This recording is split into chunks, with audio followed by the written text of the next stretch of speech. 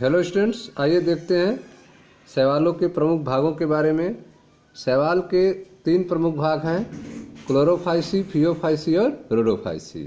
ठीक है, क्लोरोफाइसी अर्थात हरे शैवाल, फियोफाइसी अर्थात भूरे शैवाल और रोडोफाइसी अर्थात लाल शैवाल। तो आइए पहले का अध्ययन करते हैं क्लोरोफाइसी के बारे में। तो क्लोरोफाइसी के सदस्यों को प्राय हरा शैवाल कहते हैं। ठीक है, क्लोरोफाइसी के सदस्यों को प्राय क्या कहा जाता है? हरा शैवाल, ग्रीन एल्गी कहा जाता है। ठीक है, ये एक कोशिक, कॉलोनीमय अथवा तंतुमयी हो सकते हैं। ठीक है, तो क्लोरोफाइसी के जो सदस्य हैं उनका आकार कैसा होगा? तो ये एक कोशिक हो सकते हैं। ठीक है, सिंगल सेल के हो सकते हैं, कॉलोनीमय हो सकते हैं। ठीक है, इनका एक कॉलोनी हो सकता है अथवा यह तंतुमय फिलामेंटस हो सकते हैं। क्लोरोफिल ए और बी के प्रभावी होने के कारण इनका रंग हरी घास की तरह होता है। क्लोरोफाइसी के सदस्यों में क्लोरोफिल ए और बी जो है प्रभावी होता है, इसीलिए इनका रंग हरी घास की तरह होता है। वर्णक सुस्पष्ट क्लोरोप्लास्ट में होते हैं। ठीक है, जो पिगमेंट्स हैं वे कहाँ किस में होते हैं? क्लोरोप्लास्ट में होते हैं। तो क्लोरोफिल ए और बी जो है वह क्लोरोप्लास्ट में होता है। क्लोरोप्लास्ट का शेप की अगर बात की जाए तो क्लोरोप्लास्ट डिस्क, प्लेट की तरह, जालिकाकार, कप के आकार का, सर्पिल अथवा रिबन के आकार के हो सकते हैं। ठीक है, तो क्लोरोफाइसी के सदस्यों में जो क्लोरोप्लास्ट होता है उसका आकार अलग अलग हो सकता है, जैसे कि डिस्क के आकार का, प्लेट के आकार का, जालिकाकार, कप के आकार का, सर्पिल अथवा रिबन के आकार का हो सकता है। इसके अधिकांश सदस्यों के क्लोरोप्लास्ट में, ठीक है, क्लोरोफाइसी के अधिकांश सदस्यों के क्लोरोप्लास्ट में एक अथवा एक से अधिक पारिनाइड होते हैं। क्लोरोफाइसी के सदस्यों के क्लोरोप्लास्ट में एक अथवा एक से अधिक पारिनाइड होते हैं। पारिनाइड स्टार्च होते हैं। ठीक है, पारिनाइड क्या होते हैं? स्टार्च होते हैं। कुछ शैवाल तेल बूंदक के रूप में भोजन संचित करते हैं। ठीक है, तो कुछ शैवाल जो है तेल बूंदक के रूप में भोजन को स्टोर करते हैं, संचित करते हैं। हरे शैवाल में प्राय एक कठोर कोशिका भित्ति होती है। हरे शैवाल में एक कठोर कोशिका भित्ति पाई जाती है, जिसकी भीतरी सतह सेलुलोज की तथा बाहरी सतह जो है पेक्टोज की बनी होती है। ठीक है, तो हरे शैवाल में प्राय एक कठोर कोशिका भित्ति पाई जाती है, जिसकी भीतरी सतह सेलुलोज की और बाहरी सतह पेक्टोज की बनी होती है। ठीक है, तो आप देख रहे हैं कि जो क्लोरोफाइसी के सदस्य होते हैं वे प्राय हरे शैवाल इनको कहा जाता है, क्योंकि क्लोरोफिल ए और क्लोरोफिल बी इनमें प्रभावी रूप से पाया जाता है, जिसके कारण यह हरी घास की तरह होते हैं। ये एक कोशिक कॉलोनीमयी अथवा तंतुमयी हो सकते हैं। वर्णक जो है वे सुस्पष्ट क्लोरोप्लास्ट में होता है। क्लोरोप्लास्ट का शेप अलग अलग होता है। क्लोरोप्लास्ट डिस्क का, प्लेट का, जालिकाकार, कप के आकार, सर्पिल या रिबन के आकार के हो सकते हैं।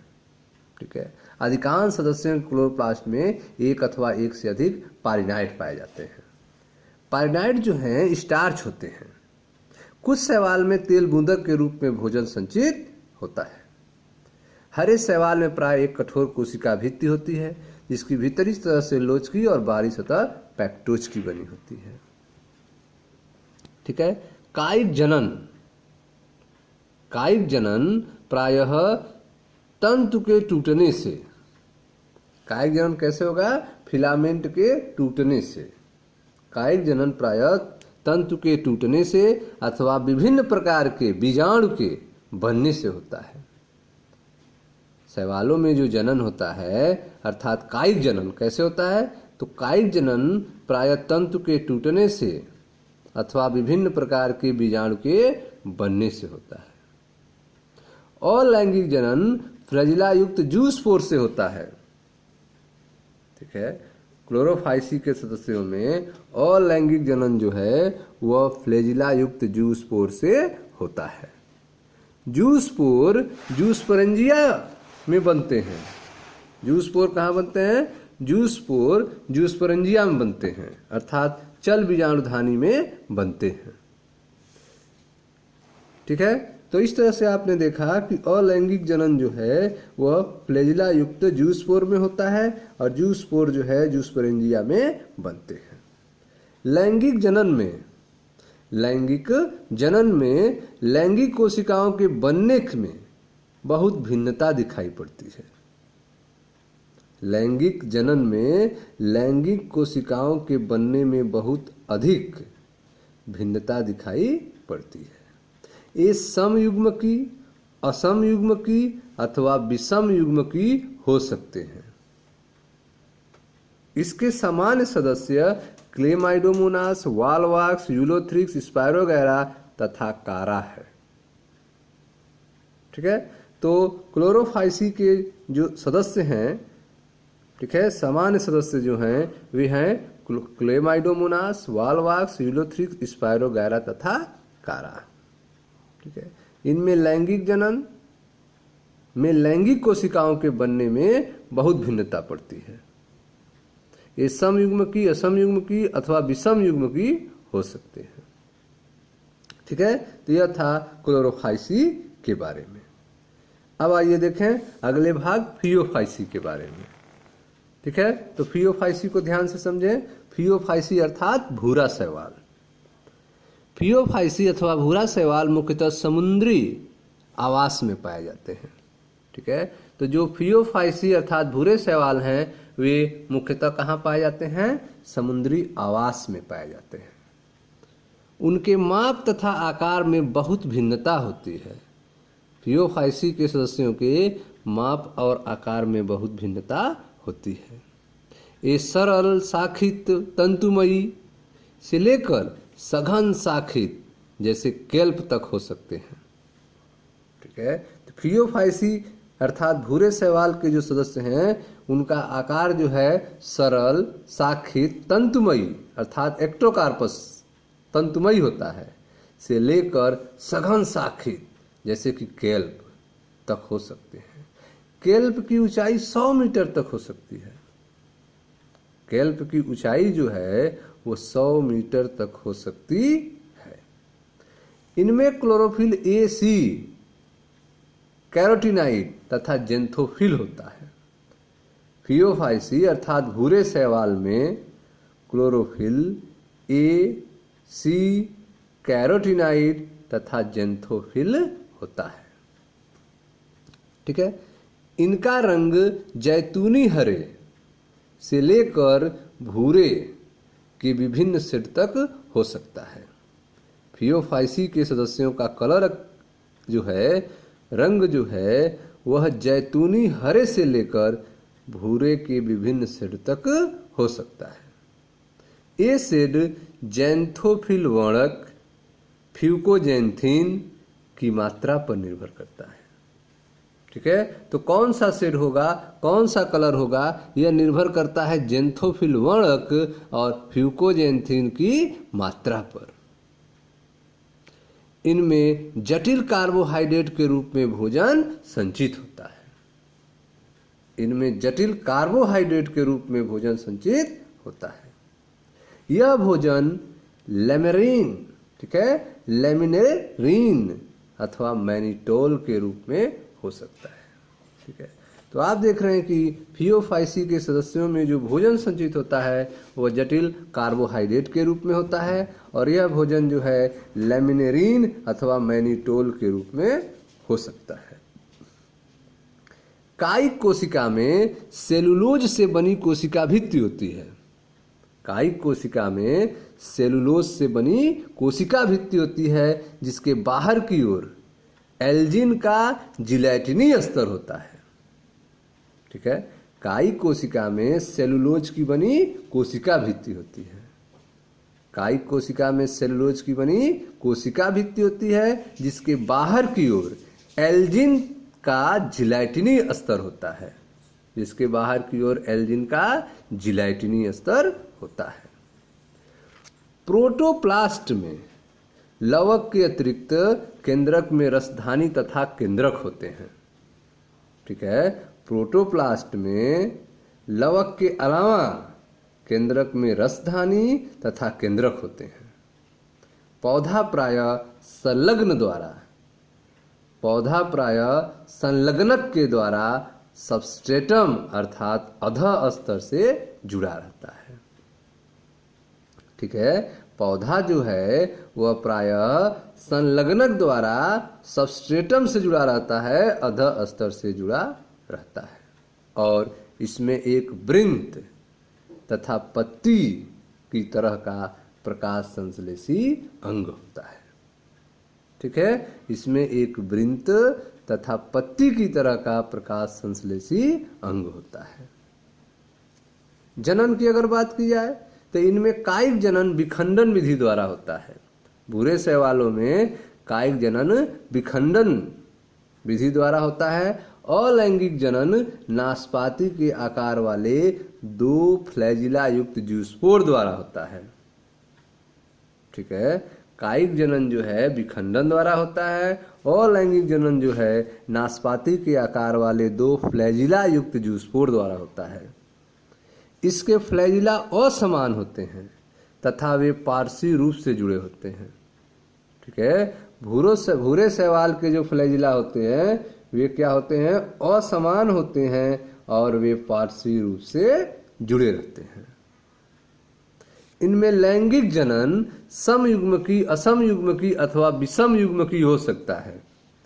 भूरे शैवालों में लैंगिक जनन जो है वह समयुग्मकी, असमयुग्मकी अथवा विषमयुग्मकी हो सकता है।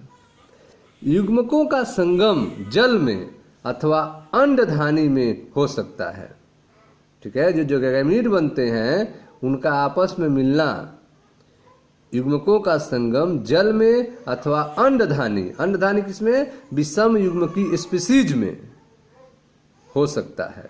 युग्मक पायरीफॉर्म, युग्मक पायरीफॉर्म नाशपाती आकार की होती है। युग्मक जो कैसी होती है, पायरीफॉर्म शेप की, नाशपाती के आकार की होती है और इसके पार्श्व में 2 फ्लैजिला होते हैं। ठीक है, तो भूरे शैवाल के जो युग्मक बनेंगे वो पायरीफॉर्म अर्थात नाशपाती के आकार के होते हैं और इनके पार्श्व में 2 फ्लैजिला होते हैं। इनके सामान्य सदस्य में एक्टोकार्पस, डिप्ट्रियोटा, लैमिनेरिया, सारगासम तथा फ्यूकस है। ठीक है, भूरे शैवालों में भूरे शैवाल के जो सामान्य सदस्य होते हैं वो हैं एक्टोकार्पस, डिप्ट्रियोटा, लैमिनेरिया, सारगासम तथा फ्यूकस है। ठीक है, तो यह था आपका प्रमुख भाग फियोफाइसी के बारे में। अब आते हैं लास्ट रोडोफाइसी के बारे में, अर्थात लाल शैवाल। ठीक है, तो ध्यान से समझें रोडोफाइसी। रोडोफाइसी लाल शैवाल है। इनका लाल रंग लाल वर्णक R-फाइकोइरेथ्रिन के कारण होता है। ठीक है, तो रोडोफाइसी जो है वह लाल शैवाल होता है। इसका जो लाल रंग है, ठीक है, इसका लाल रंग वर्णक R-फाइकोइरेथ्रिन के कारण होता है। लाल रंग का वर्णन किसके कारण होता है, R-फाइकोइरेथ्रिन के कारण होता है। अधिकांश लाल शैवाल समुद्र में पाए जाते हैं और इनकी बहुलता समुद्र के गर्म क्षेत्र में अधिक होती है। ठीक है, अधिकांश लाल शैवाल जो होते हैं वे समुद्र में पाए जाते हैं और इनकी अधिकता जो है, बहुलता जो है वह समुद्र के गर्म क्षेत्र में अधिक होती है। ये पानी की सतह पर जहाँ अधिक प्रकाश होता है वहाँ भी पाए जाते हैं और समुद्र की गहराई में भी जहाँ प्रकाश कम होता है वहाँ भी पाए जाते हैं। ठीक है, तो आप देख रहे हैं कि रोडोफाइसी जो है, ठीक है, उसे लाल शैवाल कहते हैं और इसका लाल रंग जो है वह लाल वर्णक R-फाइकोइरेथ्रिन के कारण होता है। अधिकांश लाल शैवाल समुद्र में पाए जाते हैं। इनकी बहुलता समुद्र के गर्म क्षेत्र में अधिक होती है। ये पानी की सतह पर जहाँ अधिक प्रकाश होता है वहाँ भी पाए जाते हैं और समुद्र की गहराई में भी जहाँ प्रकाश कम होता है वहाँ भी पाए जाते हैं। ठीक, लाल शैवाल का लाल थैलस अधिकांशतः बहुकोशिक होता है। लाल शैवाल का जो लाल थैलस होता है वह अधिकांशतः बहुकोशिक होता है और इनमें से कुछ की संरचना बड़ी जटिल होती है। ठीक है, तो लाल शैवाल का लाल थैलस अधिकांशतः बहुकोशिक होता है और इनमें से कुछ की संरचना बहुत जटिल होती है। भोजन की अगर बात की जाए तो भोजन फ्लोरिडियन स्टार्च के रूप में संचित होता है। भोजन फ्लोरिडियन स्टार्च के रूप में संचित होता है। इस स्टार्च की रचना एमाइलो प्रोटीन तथा ग्लाइकोजन की तरह होती है। जो फ्लोरिडियन स्टार्च है जो भोजन के रूप में संचित होता है, इसकी संरचना जो है वह एमाइलो प्रोटीन और ग्लाइकोजन की तरह होती है। ठीक है, तो लाल शैवाल का लाल थैलस अधिकांशतः बहुकोशिक होता है और इनमें से कुछ की संरचना बड़ी जटिल होती है। भोजन फ्लोरिडियन स्टार्च के रूप में संचित होता है। इस स्टार्च की रचना एमाइलो प्रोटीन तथा ग्लाइकोजन की तरह होता है। इनमें कायिक जनन जो है वह विखंडन, अलैंगिक जनन जो है अचल स्पोर अर्थात बीजाणु और लैंगिक जनन जो है अचल युग्मकों द्वारा होता है। ठीक है, रोडोफाइसी अर्थात लाल शैवाल में कायिक जनन विखंडन के द्वारा, अलैंगिक जनन अचल स्पोर अचल बीजाणु के द्वारा और लैंगिक जनन जो है अचल युग्मक द्वारा होता है। लैंगिक जनन विषम युग्मकी होता है। ठीक है, लाल शैवालों में लैंगिक जनन विषम युग्मकी होता है और इसके पश्चात निषेचनोत्तर विकास होता है। ठीक है, इसके पश्चात विकास कैसा होता है? निषेचनोत्तर विकास होता है। इनके जो सामान्य सदस्य होते हैं वे हैं पोलीसाइफोनिया, ग्रेसिलेरिया, पोरफायरा तथा जिलेडिनम। ठीक है, जिलेडियम, ये सब लाल शैवाल के उदाहरण हैं। ठीक है, पोलीसाइफोनिया, ग्रेसिलेरिया, पोरफायरा तथा जिलेडियम, ये सभी लाल शैवाल हैं। ठीक है स्टूडेंट, तो इस तरह से शैवाल कंप्लीट हो गया। अब नेक्स्ट वीडियो में हम ब्रायोफाइटा के बारे में चर्चा करेंगे। मैं मनीष गुप्ता अपने चैनल में आपका स्वागत करता हूं। आप वीडियो को लाइक करें, शेयर करें, चैनल को सब्सक्राइब करें ताकि आने वाली वीडियो आपको मिलती रहे। धन्यवाद।